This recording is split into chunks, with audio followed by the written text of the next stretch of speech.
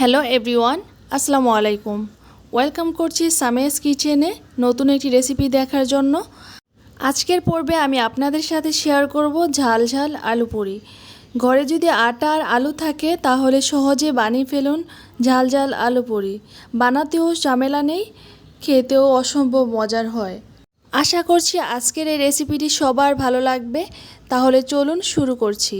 আমি প্রথমে 2টা আলু সিদ্ধ করে নেব। আলু সিদ্ধ হয়ে গিয়েছে, এখন উঠিয়ে নিয়েছি। তো এখন আমি ছিলে নিব। ছিলে একটা কাঁটা চামচ দিয়ে আমি ম্যাশ করে নিব।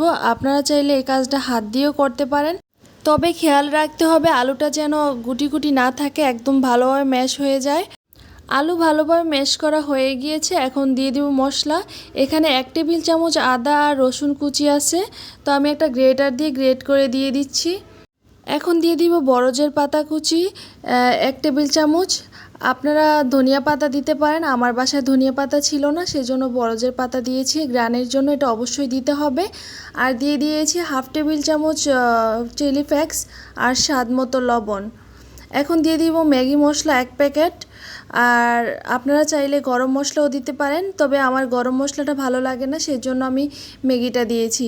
আপনারা চাইলে ম্যাগিটার সাথে গরম মশলাটাও দিতে পারেন, এক্সট্রা ফ্লেভার আসবে, ভালো লাগবে। এখন সব মশলার সাথে আলু ভালোভাবে ম্যাশ করে নিব কাঁটা চামচ দিয়ে। ভালোভাবে ম্যাশ করে নিয়েছি, এখন আটা দিয়ে দিব। তো আমি 1 কাপ আটা নিয়েছি, এখন একটু একটু করে দিব আর মিক্স করে নিব। তো এইভাবে করে যতটুকু লাগে, আলুটার মধ্যে যতটুকু লাগে আমি অতটুকু আটা দিব। তো পুরোপুরি একসাথে দেওয়া যাবে না, একটু একটু করে দিব আর মেখে নিব। তো এইভাবে দেখে দেখে যতটুকু আটা লাগে ডোটা হতে, তো ততটুকু আমি আটা দিব। এইখানে 1 কাপের মতো আটা দেওয়া হয়ে গিয়েছে, তাও ডোটা নরম রয়ে গিয়েছে, আরও একটু লাগবে।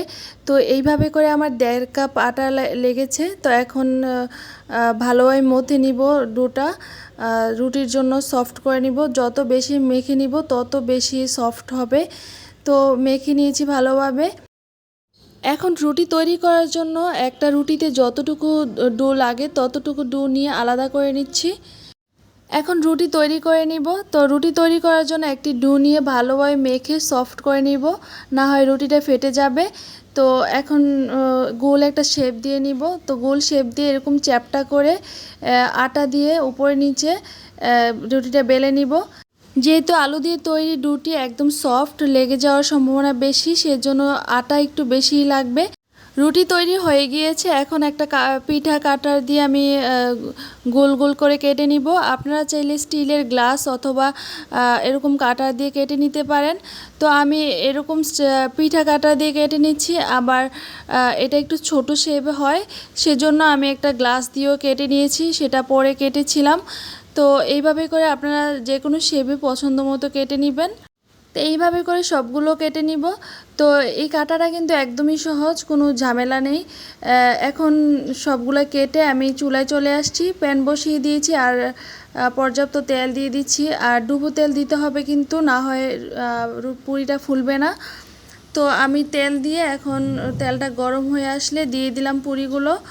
তো পুরি একটা আমি প্রথমে দিব, তারপর এইভাবে উপর দিয়ে তেল দিয়ে দিব যাতে পিঠাটা ফুলে যায় তাড়াতাড়ি। একটা হয়ে আসলে আরেকটা দিব, এইভাবে করে সবগুলা পুরি দিয়ে দিব। আর রুটি বেলার সময় খেয়াল রাখতে হবে রুটিটা যাতে সমানভাবে বেলা হয়, এক পাশে উঁচু এক পাশে নিচু এইভাবে যাতে না হয়, তাহলে কিন্তু ফুলবে না। তো এইভাবে করে আমি সবগুলো পুরি করে নিব। বিকেলের নাস্তায় এই ঝাল ঝাল আলু পুরি থাকলে সবাই পছন্দ করবে আর বারবার খেতে মন চাইবে। কম খরচে অল্প উপকরণ দিয়ে তৈরি করে ফেলুন বিকেলের নাস্তায় ঝাল ঝাল আলু পুরি।